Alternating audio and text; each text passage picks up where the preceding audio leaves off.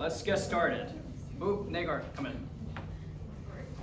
So today we're going to be talking about financial crimes, white-collar crimes. And to start off, I want to say that we are not endorsing crime. We're simply showing you how to do them. And at the end, I didn't tell you how to do them. At the end, you will be doing this activity where you have to do one of the crimes. So for example, I'll give you what insider trading is, and then you'll need to come up with your own scenario of insider trading. And I'll be the detective and poke holes in your story and see where your story falls apart and see if I can indict you. Does that sound good? So we're trying to get away with financial crimes? Yeah, for example, let's say I need you to commit fraud right now. How are you going to do it without me catching you? You don't need to answer that. So we're going to teach you how to do it first. But to be clear, we're not endorsing it. So this is entertainment purposes. Just to start off, oh no, not insider trading. Our current event. Anyone know who this kid is? No. Okay, so this kid, I think he's 24, he's a college dropout, and he started a hedge fund, a cryptocurrency hedge fund, that ran, I think, $100 million. But turns out this kid was running a Ponzi scheme. Does anyone know what a Ponzi scheme is? Yeah. Who doesn't know? So we're going to start off with our example of what a Ponzi scheme is. So let's say I am him, right? So I look like him. I am this scammer. And I say, I have a great investment idea and I can double your money. Who did I give $100 to? Which one? Who got $100? Was it you? Okay, so Kyan, let's say Kyan, give me your $100 and next year I'll double it. I'll give you $200 back. Deal? I don't care, I'm taking it. Okay, so here. I'll close this for now. So we have our Ponzi scheme here. So Kyan, gave me $100. So year 1, year 2, year 3, year 4, year 5. So Kyan gave me $100, and this is 100K to be clear. So she gave me $100. How much value do I have in the fund? So let's say I am the fund, right? How much value do I have? What's my actual value? Crystal, right? How much money do I have in my fund right now?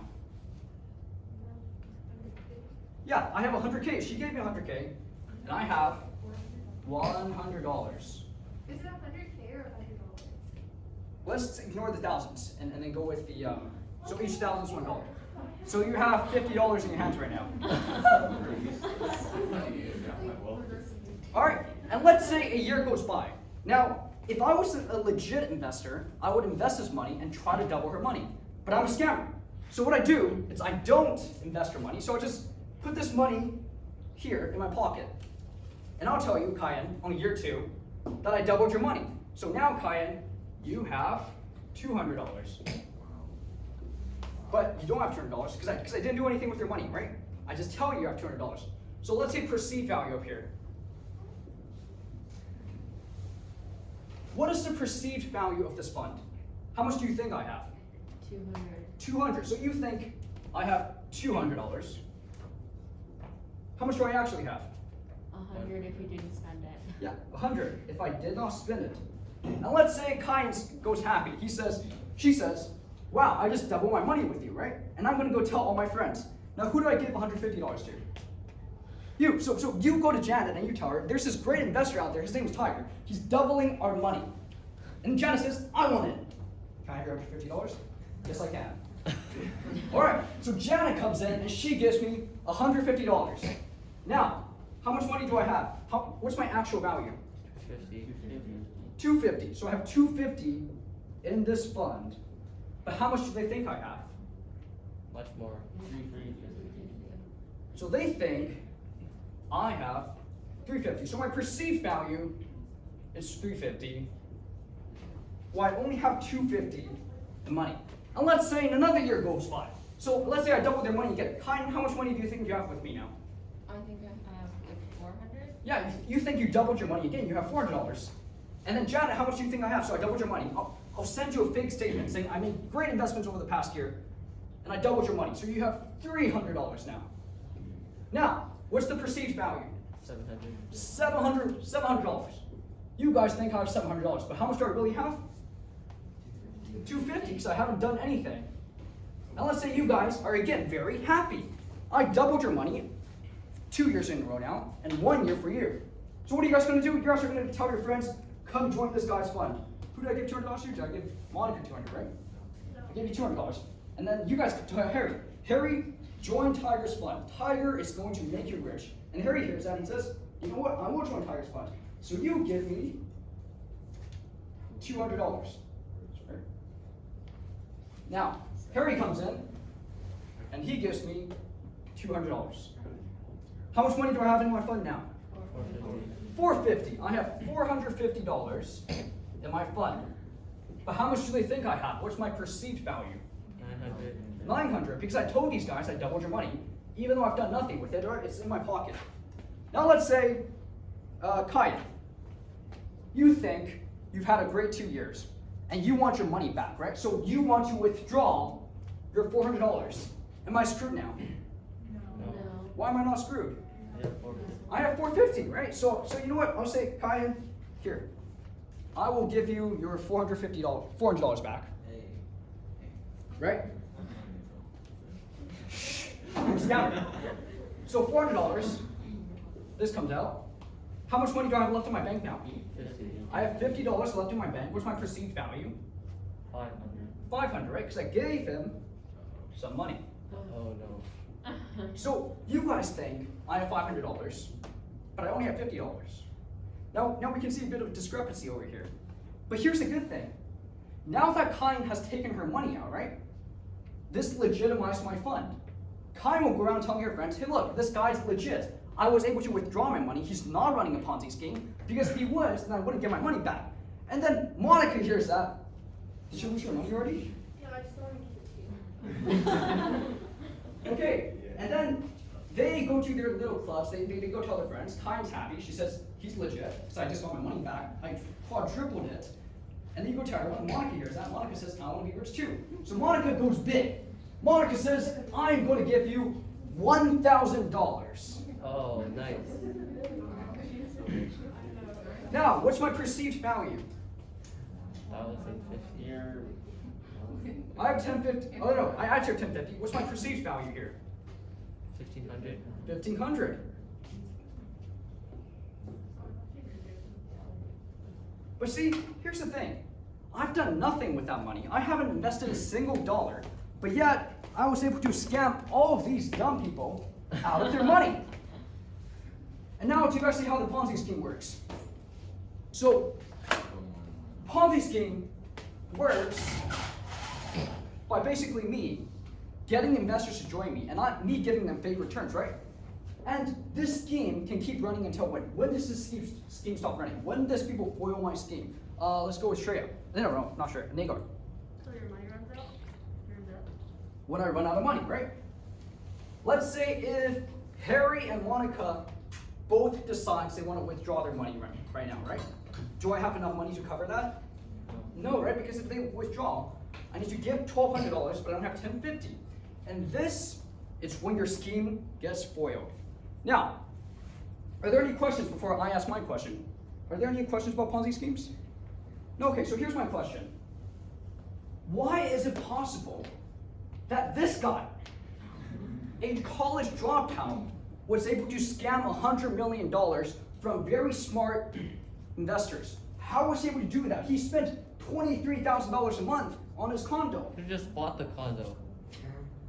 Hmm? You could have just bought the condo. I'll actually say why you don't buy the condo later in our tax evasion episode.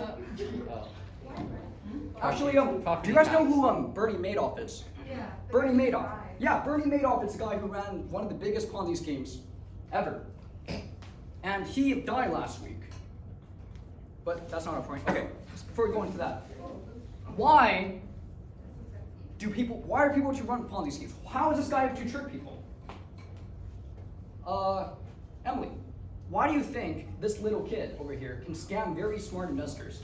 Instead of doubling the money with less on a smaller scale. Pardon? Instead of like doubling the money. Okay, yeah, that's a good point. If I don't double their money, I give them lower returns, I'll be able to sustain my fund for longer, right? But how is this guy able to do it? How is Bernie Madoff able to do it? Do you guys know what a shorthand is? Okay, so who knows what the SEC is? SEC, the Securities and Exchange Commission. What is it, Leo? they pretty much oversee, and they're supposed to make sure everything is being run properly to avoid Ponzi schemes. They require filings from companies. So the SEC, it's the regulatory agency for financial markets, right? They're the guys, they're like the cops of the stock market. They make sure everything's running properly. Now, do you guys know what a shorthand list is? You're not supposed to know this one. So a shorthand list is when in the United States a new job opens up, right? Like let's say they need to find a new head of treasury. They'll come up with a list, and then the president will choose someone from the list, right? Bernie Madoff, the guy who ran the Ponzi scheme, was on the shorthand list for SEC commissioner. Oh. Which means this guy, that's like if Al Capone, that's like if presidents were considering picking Al Capone as FBI director. So here's my question again. How are people able to get away with running Ponzi schemes? I'm gonna go with Diana. Why? Think about it. How did I trick you guys? How were they able to trick everyone? It's the same reason I was able to trick everyone. You took the Yeah. money into their hand. I mean, they fooled their friends and they thought it was legitimate because he gave some people their money. Okay, that's part of it. You're on the right track. Yes, Harry. Because people become more reliable, like you become like reliable. And then people I become reliable, so my reputation gets better as I actually let people withdraw, right? Nathan, it's one word. What's the one word? Friends getting into it? Pardon? Your friends getting into it? No, greed. It's greed.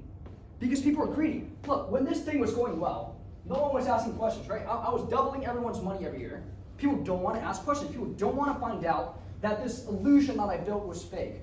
In fact, take a guess. When did Bernie Madoff's Ponzi scheme get foiled? Monica, when? What year? It's a very significant year. 2000.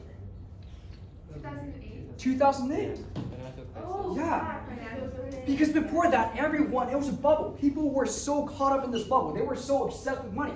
Bernie was feeding into that greed that they were having, right? People wanted to make money. Bernie said, here's a sure way of making it. No one thought to check Bernie out. Until when the storm came coming. When the storm came, people started withdrawing their money, right? No one was investing. So money was going out of this fund faster than it was coming in. And that's when the whole scheme gets foiled.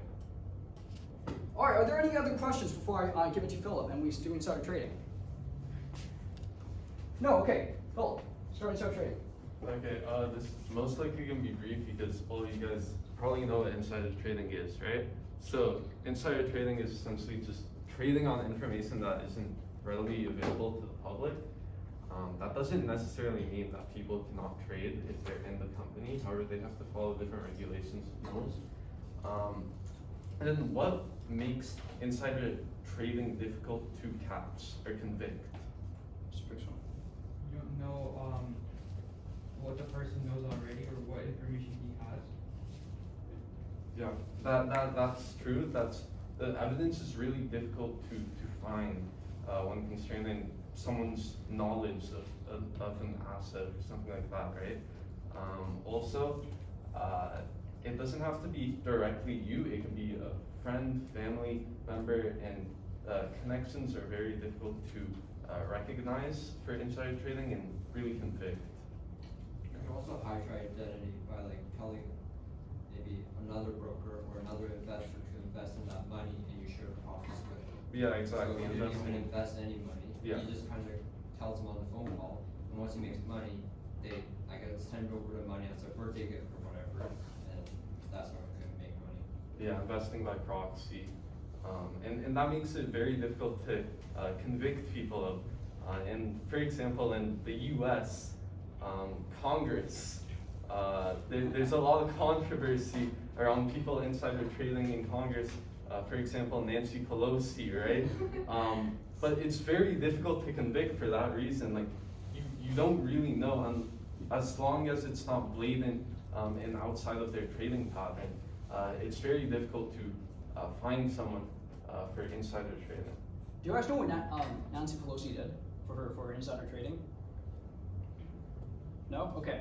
So basically, I think it was about 2 or 3 days before Joe Biden's administration announced that they were going to switch to electric vehicles only for the federal government, right? 2 or 3 days before that, Nancy Pelosi bought a lot of Tesla options. Now, if you remember what options are a way to lever up your investment.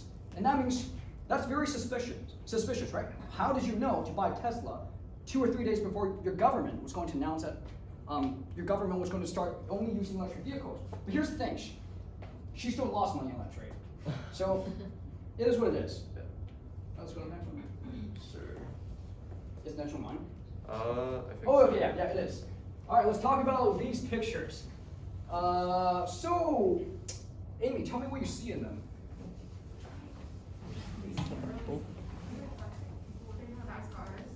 Pardon? Who's the person on the top right? This is Arnold Schwartz.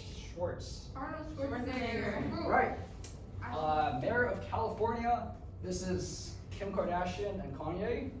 That's Travis Scott. That's Kevin Hart. He's a bit tiny. And that's the Pope. That's Kylie Jenner.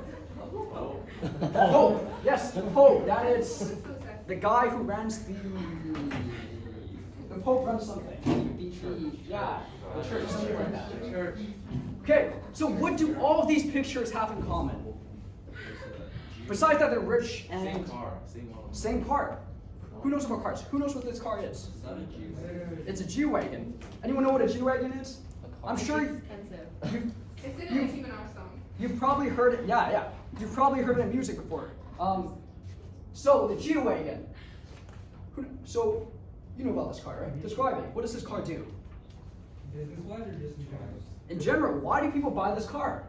So essentially, I think there's a way for the rich people to write off as a tax write-off. So I was going to get you that. Don't say that part yet. Talk about the car. The car. Look at it. It's pretty. It's pretty. No, it's box. It's ugly as hell. It's But so pretty. Status. It's like massive though, and so people are like, damn. you know what's pretty? The car I'm getting. The car I'm getting. That's pretty. It's so ugly. What is that? Cybertruck. All All right. Ugly Tesla. What? I'm not giving it right anymore. Okay, let's focus on this. So, G-Wagon. What is it? It's an off-roading vehicle. But do people take their G-Wagons off-road? Yes or no? No, why don't they take their G-Wagons off-road? Because it's expensive. These things are 300 grand each, right? Who takes their 300 grand? Stop showing them the car. No, I don't know about this car. Zip it. Nope. This G-Wagon. Alright, so G-Wagon. It's a very expensive off-roading truck that no one takes off-road because it's expensive, right? They're called mall crawlers. It's where rich people buy them and then drive them to the mall so they can flex. So, again, Igor, say your point again. Why do people buy these things? essentially it's tax write-off because the G-Wagon goes over a certain weight limit, and it can be fully written off as a business vehicle. Yeah, so the reason, besides flexing, I rich people buy this thing, and I just found this out actually, it's that you can write your G-Wagon off as a construction work vehicle because it tows 6,000 pounds, right? This thing can tow a lot of weight. So, you can write it off tax write-off. So, right now we're going to talk about how to avoid taxes, right? So tax season is coming up. Let's say, who wants to be the person who pays taxes? Asia, you pay taxes. Yeah. You're the only person that pays taxes in here. We Amy pays taxes. Pardon? I do. Amy pays taxes? I pay for this morning. Who else is I paying think taxes that's this what I year? do. You guys are paying taxes? Yeah, if you work, you have to pay taxes. I was like, I never pay taxes. Don't you? Well, I'm going to teach you how to get away with it. That's what What the? So, well, thanks to you guys. You guys are funding our education. No, we get tax deductions because we're like poor. Like they're like, oh, you make so little, right? So you're on welfare. I literally, No welfare. I literally get $1 in taxes. I got like I feel like $200 back. All right. Yeah. So, stop right here. Hey, Chris. So all of you are in IB here, right? Is it true? Who's not in IB? You're in IB. Okay. I'm dropping out. The truth is, you guys are pretty smart people. You'll go on to make loads and loads of money because you're academically smart. All right. And let's say you guys, with pretty certain that all of you at one point in your life will make 100K per year. So when you use 100K, let's say here is Asia. That's my girlfriend. No comment. I can tell. Okay. So let's say here's Asia, right? And here's her boss. Chris? Sure, Chris. Chris, this will be Chris. That's more my claim. Why is I it? said my boss. Alright, so let's say Asia gets 100K in salary. Wait, Me, by I the need to go way. to the taxes. This is So, here. Crap, I need to draw something else. Alright, so let's draw it again. Here's Chris. so expensive. Chris. And then here's Asia. Right, and let's say Asia makes $100,000. How much will Asia get taxed for $100,000? So this is our marginal tax rate for BC. So the 38.29%. Let's round that to 40. Okay. So let's say here's 100K, right? Tax bracket. 40%. Is it tax bracket or is it average tax for like the income? Pardon? Is it like the average It's tax? tax bracket, but we're going to simplify it into your tax rate. Oh. Okay? So let's say here's Chris. Here's 100K in salary. Does Asia get $100,000? No.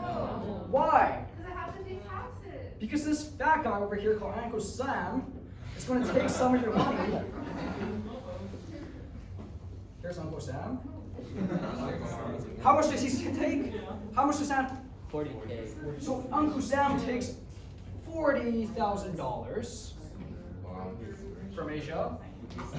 So how much does Asia have left? 60K. 60K. And let's say she wants to buy the very good-looking Cybertruck. You can't afford it. I can't afford it. I'm gonna not have rent. So here's the Cybertruck. And let's say the Cybertruck costs $40,000, right? It looks So, like a shoe. It looks like yeah. God damn it, stop making fun of my car. Alright, so Teacher goes by. Asia will spend $40,000 on this car, and how much money does she have left for the bank? 20,000. Wait, I have not bought food, rent. You don't need food. What if I have an injury? Taxes and cars, You that's can get what food stamps matters. and stuff, I guess. So $20,000 in the bank. Now, here's where the fun part comes in. How does Asia pay less taxes? Without Just changing don't pay anything. them. Just don't pay them. No, you pay more if you don't need No, here's the thing though. Because the problem is, the government will take a piece of your paycheck before you even see it. You get taxed before you get your paycheck. That's right, right? But Yeah.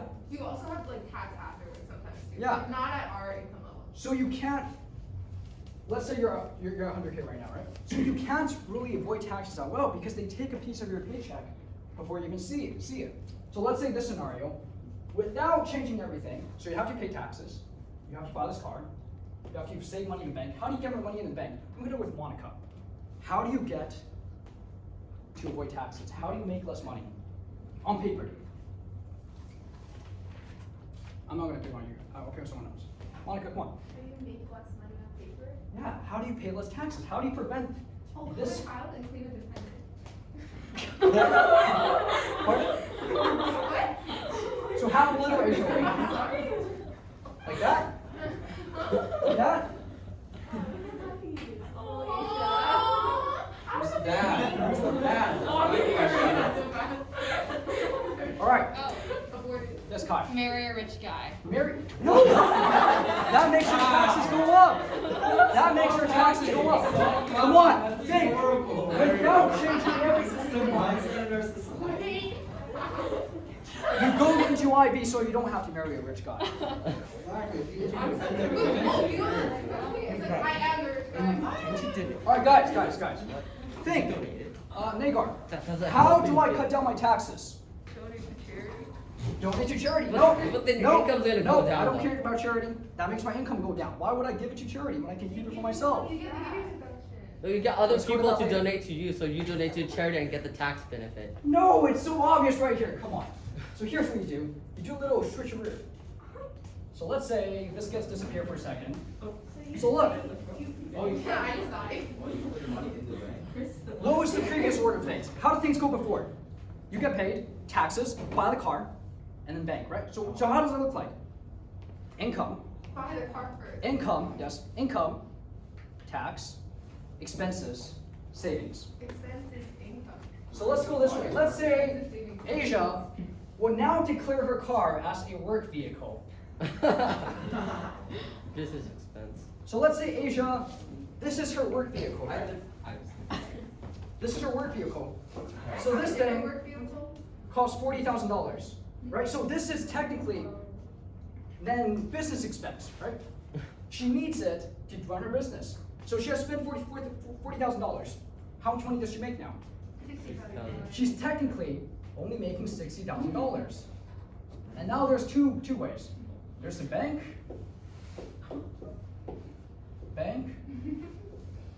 and taxes. That guy? Now, how much money is she paying in taxes at $60,000 of income? 28.20%. Pardon? 28.20%. 28? 60,000 minus 28. So let's round that to 30. 30%, right? So now she only has to pay $20,000 in taxes. Wow. How much money does she end up with in the bank? $40,000. See, nothing has changed. She's still buying the same car. She's making the same amount of money, but with a little switcheroo and a little magic, she's paying $40,000. She's only paying $20,000 in taxes now. She doubled her money in the bank. How was she able to do that? Crystal, how did she do that? She bought the car first because, yeah, and her income is like lower now after she bought the car. Yeah, after she bought the car, her income's lower. Yes, Igor, Nathan, and Ryan. Can't you label yourself as self-employed or a business, and then you get to like use your money for expenses, then you pay taxes on it, not the other way around? This? Thank you. Sorry. Yes, self-employed. So this thing, you're right, and I'll go into that in a second. It's hard to do this as a private citizen because again, the government takes a piece of your paycheck before you even see it, right? So most of the time when people do this is when they're self-employed or when they own businesses. For example, our tenant, right? They pay us in rent, not through themselves. They write a check through their company to pay us rent. And what that does is they file their rent as a business expense. So this way, they make less money technically on paper, right? And they pay less taxes. Does that make sense? I'll go into that in a second. Yes, Nathan. Didn't you put your hand up? Yeah, but didn't you already explain everything? Okay, what question? Yeah, so it's actually 18,000 What because 30% of 60 is 18,000 and not 30% of 6. Let's round it up to 33. Are you going to math HO? Probably, yeah. Good for you. Hi. Oh, no. Okay, so let's see what the next slide is. I got one. Yeah, what's up? What you can also do if you have a steady income, you can buy a piece of property and donate it to the government as like a community garden or something, and you won't have to pay taxes after that or for a certain period of time. But don't you lose the house? Yeah, you lose the money. Property, but if Yeah. if the value's lower, if you think that the value's gonna be lower, then you can just give it. And sometimes it might be more beneficial to you. The loss of, not having to pay taxes might be greater than the value of the property. Okay, there is, yes. What you're talking about is called a 501c, but we probably won't have time to go into it today, right? So next thing, yes, Igor? Isn't this technically legal though? This is legal. Yeah. Yes, so I'm teaching you how to legally avoid taxes. The point is, so yeah, that's the difference between tax avoidance and tax evasion. What's the difference? Tax avoidance is legal. Tax evasion is illegal. Yeah, so this is tax avoidance. And then tax evasion will be something like if Asia just says, oh, I don't make 100K a year, where she just doesn't declare her income. That would be illegal. That's where she's evading taxes. All right, let's go on. Let's go on to, what are we doing next? 1209 North Orange Street. Does anyone know where this is? Pardon? Aaron, come in. Someone at Aaron.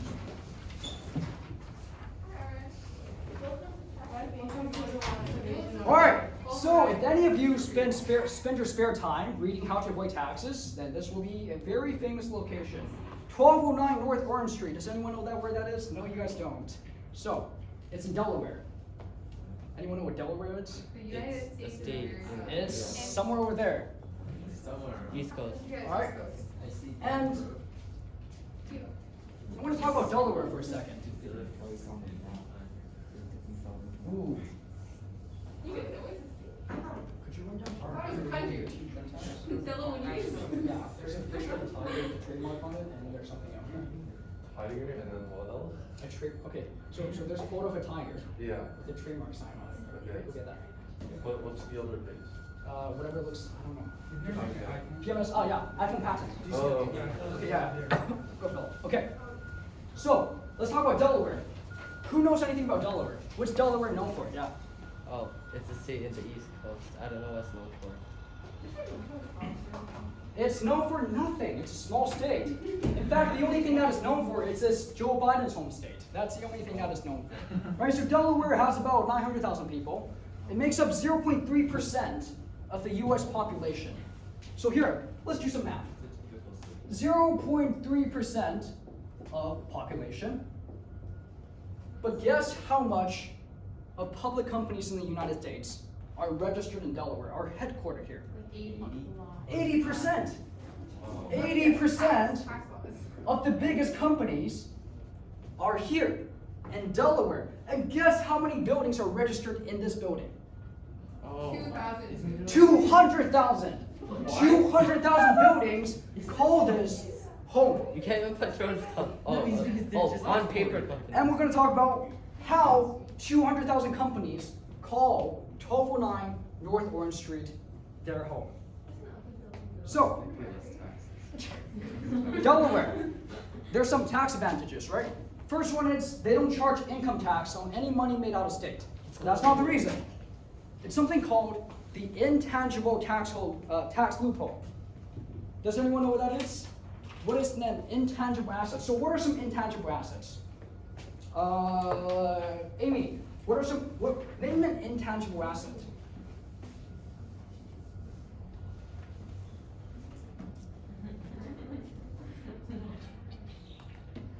What's an intangible asset? Art, what's an intangible? Let's take Apple for example. What's an intangible asset? So a tangible asset will be something like their stores, their factories, right? You can touch and feel it. What's something that's intangible? iCloud? No, I would argue that's a tangible asset because they do have cloud servers, right? So what's an intangible asset, Art? An app? Sure, you can argue that, but I'm looking for something more intangible. Emily, what's an intangible asset that Apple has? Yeah, no, I'm not picking on you. I don't know. Come on.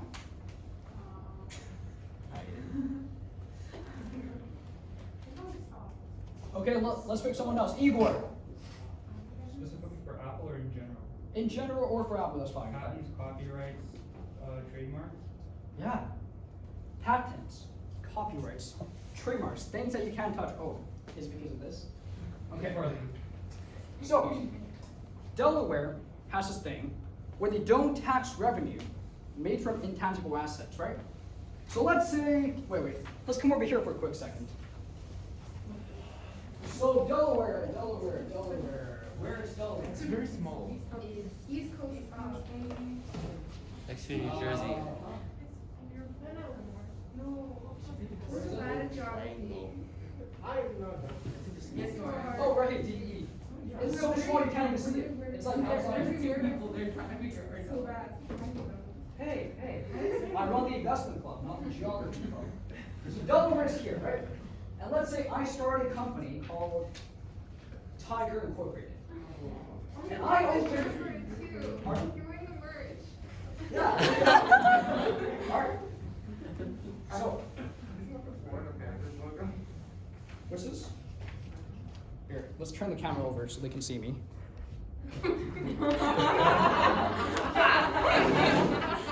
All right.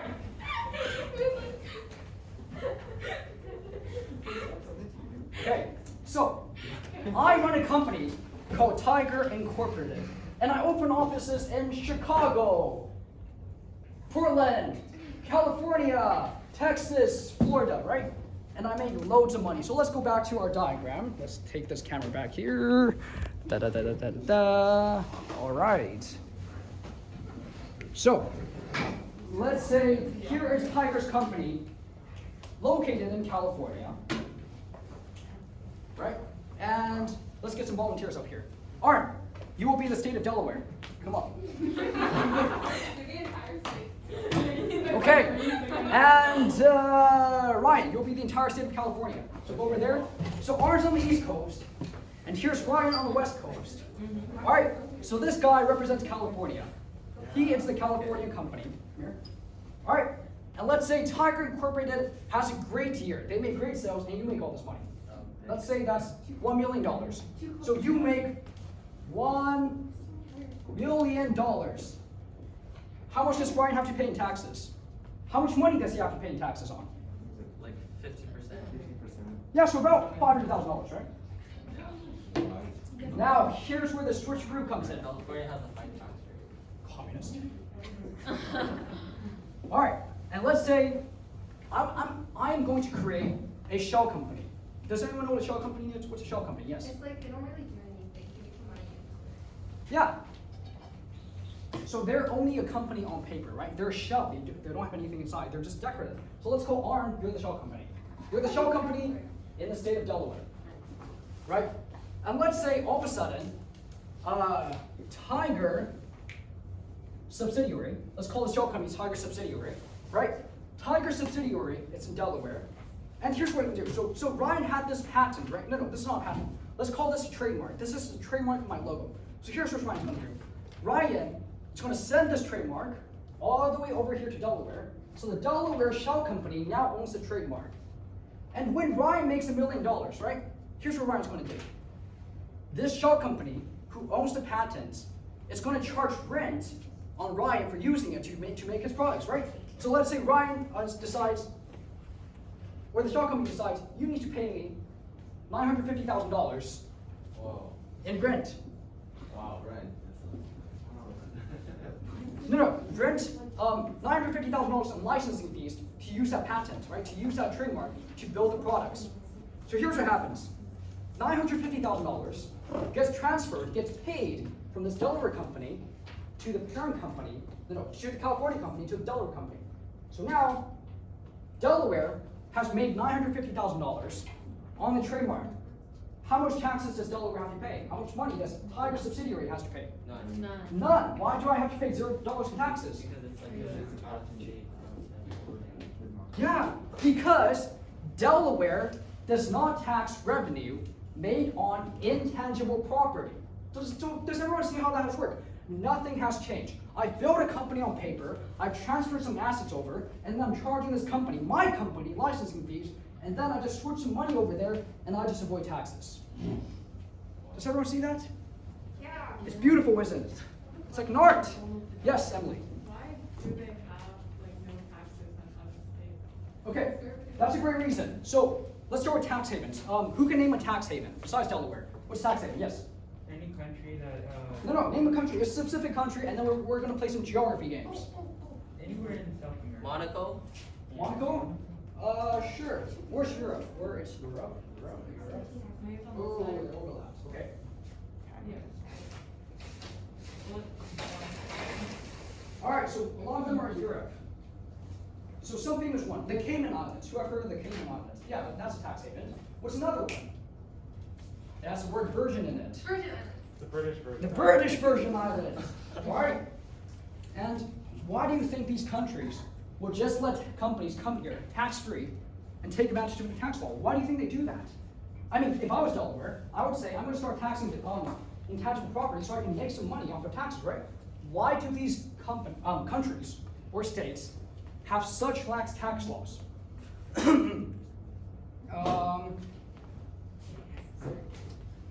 Asia, why do they have such lax tax laws? I don't know. Why? If your state don't want to tax people, I don't know, so more people go there. yeah, more companies will go there, right? If you look at it, the British Virgin Islands, the Cayman Islands, these are all tiny countries that don't have a big economy, right? So the only way for them to make some money is by attracting companies over. So although they won't be able to tax them, they can make some processing fees. Does that make sense?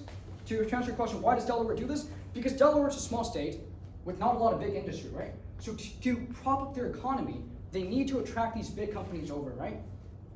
And that's why $250,000 200,000 companies are here. Because although those companies aren't paying taxes, they create jobs, right?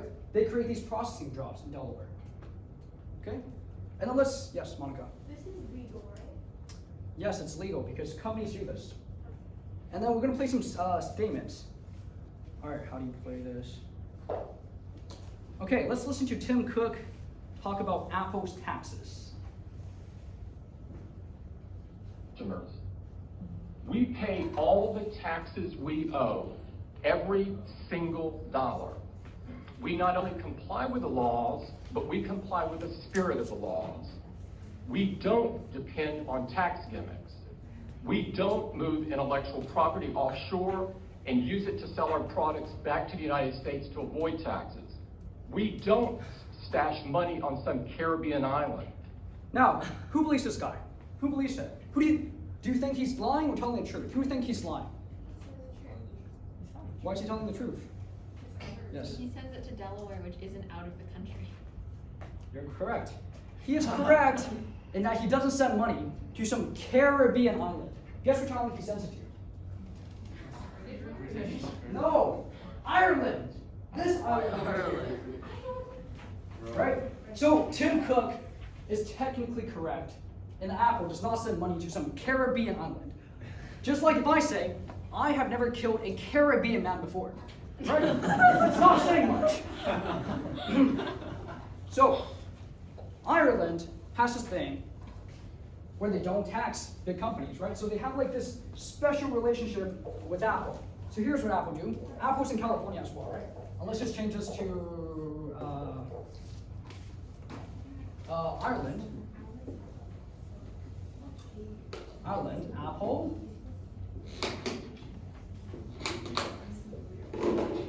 So Apple has 3 shell companies, 3 big ones. And these shell companies, right, they're shell companies. They have 0 employees. They have no real buildings, right? But these 3 shell companies own $20 billion in assets. And here's how it works. So how does it work? Let's have you pretend to be California again. So California Apple, and you are Ireland, and I need someone else later. So, again, I've already demonstrated how it works. So, Emily, tell me, how does Apple avoid taxes? Let's say they make $100 billion, right? How do they avoid paying taxes on that in California or in America, which is really high tax rates?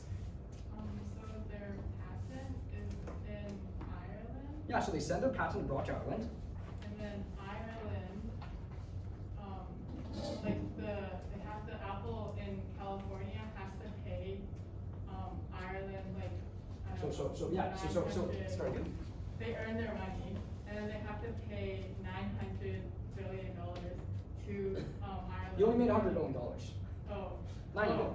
billion. $90 billion to Ireland for the patent. So they're like selling it or like licensing it. Yeah, so technically, this is a different company, right? This isn't Apple. This is some big company that just happens to own Apple's patents, right? So what happened in the first place is, Apple will have these contents, right? And then Apple will set up a shell company. Let's call him R&Co. R&Co, this is a shell company. What Apple will do is, hey, R&Co, do you want to buy this patent for $1? Sure, so now R&Co owns the patent to sell items for $1. And it just so happens that a few years later, they're licensing the patents back. So R says, you know what, Apple, if you want to keep making iPhones, I'm going to charge you $90 billion a year. And then Apple's going to send this money over. But here's the thing. Ireland taxes money that came out of country and came to Ireland. So how does Apple get around the Ireland taxes? There's another loophole. So I need someone to be Netherlands. Christo, why do you be Netherlands? Come on. All right, just stay where you are. Let's say Christo, it's in Netherlands. Now, there's a little loophole that says if you send money to Ireland, right, and then here's the Netherlands, and then guess what Apple does? What does Apple do, Monica? They send the money to Netherlands, but here's the thing. The loophole only says that the money has to show up in Ireland. So for Netherlands, right? So briefly, the money will pop up in some Netherlands ATM for a second, and then the Netherlands will send it right back to Ireland. But now, the money is tax-free. Now, this thing has a name. Guess what it's called? Be creative. This thing has a name. This loophole, right, has a name. Take a guess. Asia, take a guess. What's this loophole called? What's this loophole called? It's called the double Irish with a Dutch sandwich. Oh. Sounds interesting, right? Okay, let's just play one more clip, and where Google does this very same thing, right? So Google, I think in 2018, they paid $0 in taxes. And let's just hear Google CFO talk about them paying taxes. Philip, how does this thing work?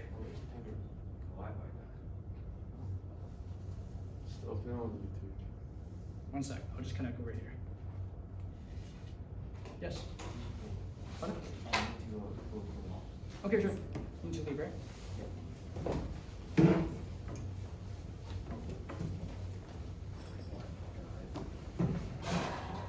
All right, let's hear this Google guy talk. Clutter. George, is it evil to pay only 6% federal tax? We pay all our taxes in every jurisdiction to the full extent that the law allows us. And that's what we do. We pay every penny of tax we owe to everybody. What just happened right here? What just happened? Yeah, this guy says Google. Philip, can you help me get back in the conversation? So this guy just said, Google pays all the taxes. And what happened? The stage laughed at him. They're laughing him off the stage because everyone knows that's not true. All right, let's go to the next slide. What's the next slide?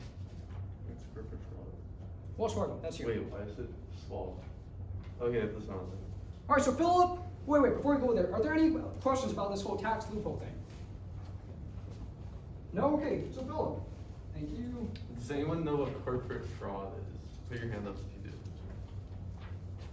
Okay, so corporate fraud is essentially doing an activity that's unethical through a company or business that is used to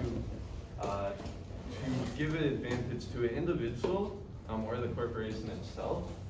And a perfect example would be Wells Fargo. I think in 2016 they were caught with creating millions of fraudulent accounts on behalf of their clients without any consent. Now, why would they want to do that? Money. Yeah, money. So they were basically creating millions of accounts that were generating revenue because the clients were getting charged fees for services they never even asked for in the first place. And this was, or at least the findings were that this was due to a sales goal that was made impossible due to how high it really was. And that put pressure on the employees.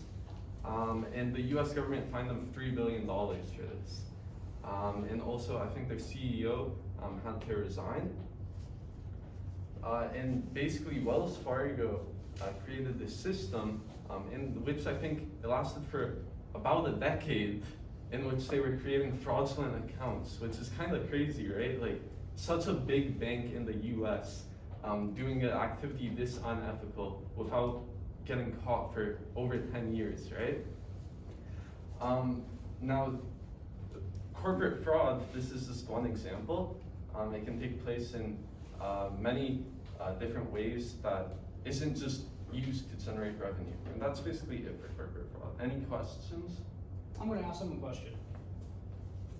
So, why do you think corporations keep doing bad things? I mean, they got fined for $3 billion. Why do you think they still do bad things? Isha, why do you think They made more money than they got fined. Yeah. Yes, Kyle, what you're going to say like that? What she said. So here's the thing. Here's a question. In the 2008 financial crisis, hello guys. In the 2008 financial crisis, how many bankers went to jail? Like 3. 0. During the Wells Fargo scandal, how many people went to jail? None. Now, this is more like an law debate, right? So what I think is these companies, they don't see this $3 billion as a fine, as something, say, illegal. They don't see themselves as doing something illegal, right? They think, we're going to do something illegal that makes us lots of money. And this $3 billion will just be the price of doing it. So it's not saying $3 billion, you can't do it. It's just saying $3 billion, this is how much you have to pay to do it. Do you guys see what I'm talking about? It's like an expense. Yeah, it's like a business expense. Pharmaceutical companies are notorious for this. And they purposely get their customers addicted to drugs they don't need, right? and then they get fined billions of dollars for it, but they don't care. I get to sell $10 billion in drug while paying $1 billion in fine. It's not saying I'm doing something illegal. It's saying I need to pay $1 billion in a business expense, which is a fine, to do this thing. Do you actually know what I'm talking about? Would you have help? Can you write off the fine as on your taxes? Can you write off the fine as your taxes? I'm not sure, but here's the thing. Maybe next time when we talk about 2008, we'll talk about this. So Goldman Sachs got fined $7 billion for their participation in 2008, right? Financial crisis. And they actually turned that $7 billion in fines into a profit-making machine, which is crazy. But $3 billion in fine, There's probably some Their way legal to- staff. Yeah. Increase in expense. yeah, I bet you could probably write your lawsuit fees as a tax write-off. What's next? I think we're almost over. Money laundering. So, let's say all of you have learned a lot from this lesson, and you guys went off and started your own legal ventures, and now you are rich. Can you spend that money, the money that you just made from insider trading, from tax fraud, from corporate fraud, can you spend that money? And let's talk about a worse business model, right? So let's say, Ryan, you run a mafia, and if people don't pay you, you break their kneecaps. All right, so let's talk about Ryan. Ryan, and you make, where's my money? Where's the money? So let's say Ryan extorts people for a living, and Ryan made all this money. Can you spend that money? No. Why can't you spend it? Because the government will be suspicious. Yeah. Okay, who wants to be the big fat Uncle Sam government? Chris, do you want to be big fat Uncle Sam? Sure. All right. So Chris, it's the government, right? And if Ryan tries to spend that money, the government will get tipped off. So how do we get around this problem? I transfer it to an offshore bank account. No, 2 words. You're getting too complicated. Tax fraud? Oh wait. Come on, man. You apply for exec. It's right up here. Money laundering. Pardon? You didn't have to be so weird. I'm sorry. So, money laundering. It's the lifeblood of crime. I mean, what's the point of committing crime if you can't spend the money? This thing. Who just said that? Okay, so this thing, money laundering, it's the lifeblood of organized crime. So let's take a step back to the good old days. In the good old days, the government did not know about money laundering as they do now, right? So there's this tactic to get around Uncle Sam, knowing that you have this big amount of money that came from supposedly nowhere, right? So how do you get around it? Here's a hint. There's a hint on the picture. Smurf. What's the operation called? Smurfing! That's what the operation is called. So, anyone want to take a guess how does smurfing works? How smurfing works in money laundering? Dia, how does smurfing work? I couldn't tell you. Look at these guys. They're so cute. They're money launderers. So here's how the smurfing will work, right? Okay. Who wants to be the bank? Harry. Sorry. You'll be the bank, Harry. Okay. And then Ryan just made all this money from breaking people's kneecaps. So Ryan comes up here and says, "Bank, here's $20 million. Will you take it from me? This money came from legitimate sources. I work as a doctor. I made $20 million last year. Will you take this money?" Now, what's going to happen when the bank sees this money? Sus. Suspicious. Where did this came from? So what does Harry do? What does the bank do? What does the bank do? Investigate. It tells Uncle Sam over here. Uncle Sam, come on. So it tells my man, the government over here, that there's this sus $20 million that shows up. The government sends their agencies in, and then they investigate Ryan, and they found out, "Hey Ryan, how did you get this money?" Breaking people's kneecaps. Now you're going to jail. So, smurfing. How do we get around this? So Ryan, come up. So, instead of Ryan depositing this money, right? Let's say I'm going to get 20 Smurfs. So all of you in here are Smurfs. And what's going to happen is I'm going to give you some money. You're going to get some money. You're going to get some money. You have money. You have money. I don't have so much. All right. So the money you have right now, is that dirty money or clean money? That's dirty money. So what's going to happen is $200 in 20 accounts, right? So each Smurf, you get $4,000, right? Every day, here's what you do. You go around the neighborhood, you go around the country, and you deposit $200 into 20 bank accounts. Now, if the bank sees, hey, here's $200, it's not going to be suspicious. I can say, here's my days of wage, right? The bank isn't going to get suspicious. Go stand beside Harry over there. So the bank isn't going to get suspicious.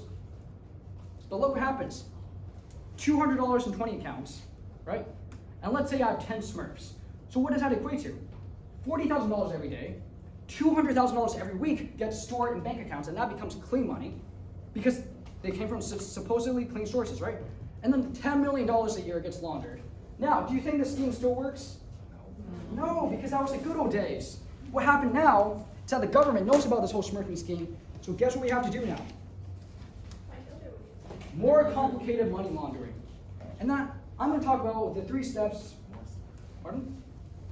No, because smurfing doesn't work anymore, because the government knows, right? If you have 20 people showing up every day to deposit 20 accounts, you're going to get suspicious. So, we're going to talk about how money laundering works. And all money laundering works in 3 ways. Here's the placement, layering, and integration. And I'm just going to talk about them in the sense of washing laundry, right? So, you guys can go sit down. Thank you. So let's say money laundering. How do you clean money? Placement. This is where you introduce, Chris.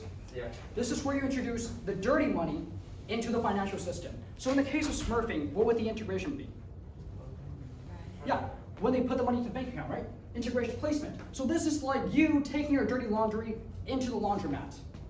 And then there's layering. Layering is where the washing happens, right? This is where you try to make transactions. You try to layer your money. You hide the money trail. So this is where you're cleaning it, right? So this is where you're washing your clothes. You're getting rid of the blood on it. And then integration. What's integration? Getting the laundry out of the washing. This is where you take the laundry out. This is where your money's clean out. So now I send this money around, I clean it, and I wash it clean. Now I get it back, right? And now you have clean money. So let's talk about how to launder money in this classroom. So Ryan, come up again. All right, who wants to be the new government? Emily, come up. You're the government. And let's say you're the detective, right? So Ryan comes into this loads of money. So first off, you have to integrate it. So let's say Ryan owns a cash business. What's a cash business? Laundromat. Not laundromats anymore. No one uses those. So let's say restaurants, right? The other one is Like this work as a business profit. so let's restaurants. You're tired. Yeah? Our SAT just got canceled. What's great? I got a good score anyways. Sorry. Okay. Hey, I'm taking my first time. Anyways, you'll do fine. So let's say this restaurant, right? This restaurant makes $500 in sales every day. And here's what I'm gonna do. Every single day, I'm just gonna slip $100 of dirty money into the profit. So how much money does the restaurant make? $600, right? So I'm mixing the dirty money in with the clean, right? And once this money goes into the restaurant as profits, so look, if I asked you where this money came from, I'd say from the restaurant. yeah, from the restaurant. I made money from the restaurant. So you launder $100 into the cash business every single day. Is that over? Is it over? Is it over yet? No. Because if the government comes knocking, so Emily comes knocking, right, what happens? You say, I got it from the restaurant, and then I ask you, and then I do a little bit of tracing, and I can find out this money's not from the restaurant. So this is your integration. Here you have your integration. What's next? What is after the, oh no, placement. So let's say this is placement. What's after placement? So here's what Ryan's gonna do, right? Ryan's gonna say, I have a restaurant, and I'm gonna buy, so let's say you're gonna buy 10 furnaces, right? And here's what you do. Instead of buying 10 furnaces, you set up a shell company. So let's say, Harry, it's a shell company, right? So here's Harry. Harry's a shell company, the shell, that sells furnaces, right?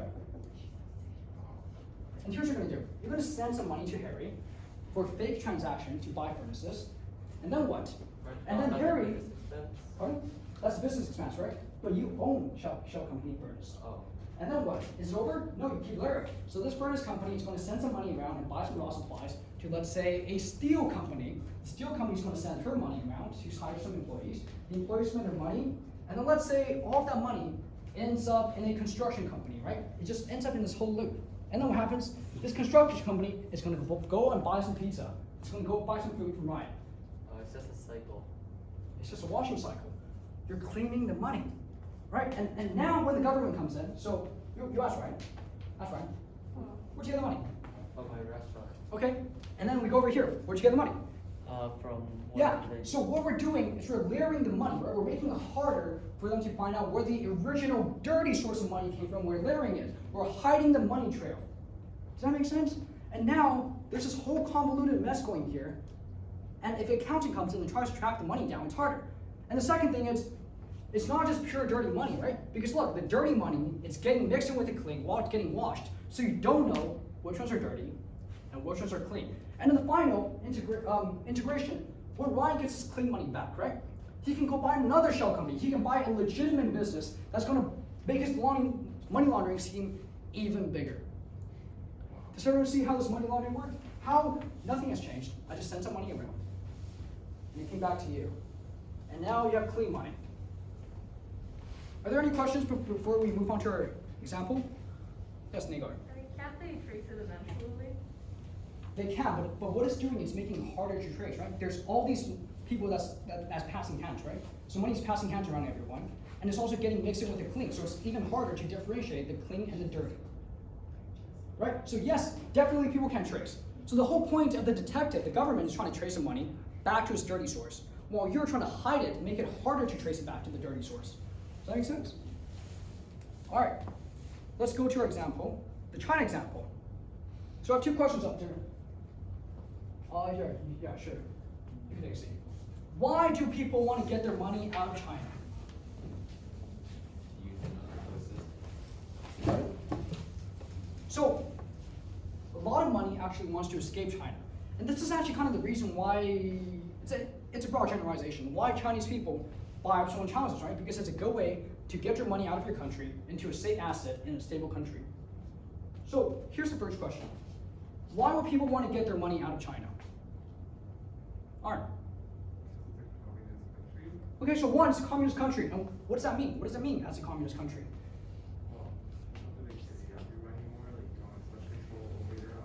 Pardon? Do you not have as much control? Yeah, so the government has really tight control over your money, right? What's the second thing? Second thing is called currency manipulation. And where China's currency, China will purposely make the currency cheaper to make it easier for them to export goods. But we're not going to talk about that. So let's talk about this. Why does China not like people taking out their money? So people want to take their money out. Why does China not want people to take it out? Yes? Yeah, so one, if I take money out, if Ryan takes money out of the country, right? I can't charge him for his crimes anymore. I can't seize his assets. But the second, the most important thing is if the money goes out, then it leaves the economy. It can't be invested back into the Chinese economy, right? So China has this rule where one person every year can only change $50,000 in USD from yuan, right? Now let's say you want to launder $10 billion. How long is it going to take? At least 3 or 4 years. So, here's how you do it. You go through Macau, right? Anyone know where Macau is? Macau is somewhere here. Macau is the largest gambling center in the world. It's got way more money running through it than Vegas. But here's the thing. You can't just take money out of China to gamble in Macau, right? So let's take Ryan's example. Where's my money? Money's here. So, Ryan, okay. So let's say Ryan has this money. So Ryan wants to change this yuan, right, Chinese yuan, into US dollars. How would he do it? He can't just take it to Macau, right? You can't just buy, so let's say I have 1 million here. So how do you launder this money out of China? You can't just bring it to Macau. Monica, think. Crystal? Yeah, but here's the thing. You can't get your money to Macau to gamble. Because China doesn't let you just take money out of the country. So here's what you do, right? Let's say you have $1 million.